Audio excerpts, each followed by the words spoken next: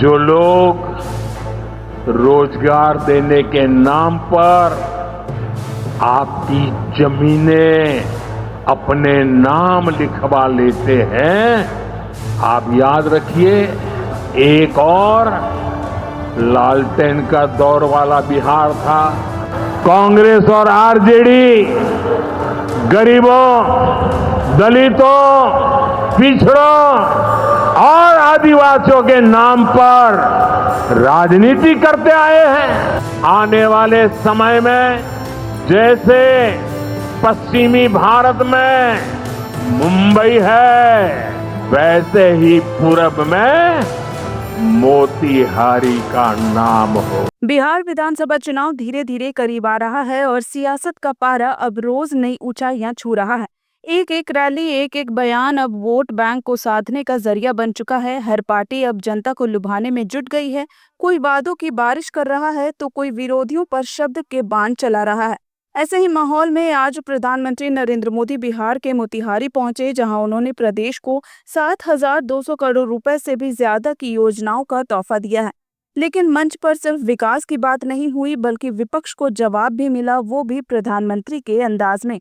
अपने भाषण के दौरान पीएम मोदी ने आरजेडी और लालू प्रसाद पर सीधा हमला बोला। उन्होंने किसी का नाम नहीं लिया, लेकिन जो बात उन्होंने कही उनका इशारा बिल्कुल साफ था।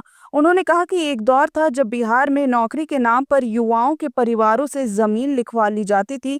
यानी अगर किसी गरीब को नौकरी चाहिए थी तो बदले में उन्हें अपने खेत, अपना घर या जमीन का टुकड़ा कुर्बान करना पड़ता था। पीएम मोदी ने याद दिलाया कि जब राज्य में लालटेन वाली सरकार थी, तब ना युवाओं को सम्मान मिलता था और ना ही रोजगार पारदर्शिता तरीके से दी जाती थी। उनका कहना था कि जब अब बिहार में एनडीए की सरकार है तो नौकरियां मेहनत के आधार पर मिल रही है, ना कि किसी सौदेबाजी के जरिए।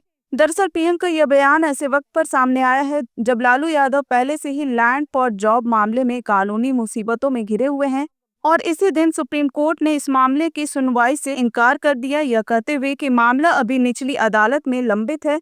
हालांकि कोर्ट ने लालू यादव को राहत देते हुए कहा कि उन्हें व्यक्तिगत रूप से पेश होने की जरूरत नहीं है। अब यह बात तो तय है कि जैसे जैसे चुनाव नजदीक आएगा, ऐसे मुद्दे बार बार जनता के सामने रखे जाएंगे। एनडीए जहां अपनी सरकार के कामकाज और पारदर्शिता को सामने लाएगी, वहीं विपक्ष के खिलाफ पुराने मामलों को हवा देने में कोई कसर नहीं छोड़ा जाएगा। मोतिहारी की रैली से यह साफ है कि पीएम मोदी बिहार को लेकर पूरी तरह से एक्टिव हो चुके हैं। उनकी रणनीति अब सिर्फ घोषणाओं तक सीमित नहीं है, वो जनता की भावनाओं को भी छूने की कोशिश कर रही हैं, खास तौर पर युवाओं और बेरोजगारों को। वहीं दूसरी ओर आरजेडी और पूरा विपक्ष पहले से ही केंद्र और राज्य सरकार को बेरोजगार, महंगाई और जाति जनगणना जैसे मुद्दों पर घेर रहा है।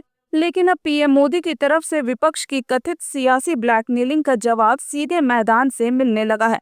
लेकिन इस पूरे राजनीतिक शोरगुल के बीच असली सवाल तो बिहार की जनता से जुड़ा है कि आज के वोटर अब भी पुराने जख्मों से प्रभावित होते हैं। क्या जमीन के बदले नौकरी की कहानी आने वाले वोट को प्रभावित करेगी, या फिर अब बिहार वाकई एक नए दौर में कदम रख चुका है, जहां युवा वादों से नहीं, विकास के ट्रैक रिकॉर्ड से तय करते हैं कि वोट किसे देना है। आपका क्या कहना है? क्या लालू परिवार पर हमला एनडीए को फायदा देगा, या जनता अब इन बातों से आगे निकल चुकी है? आपकी क्या राय है? हमें कमेंट सेक्शन में जरूर बताइएगा।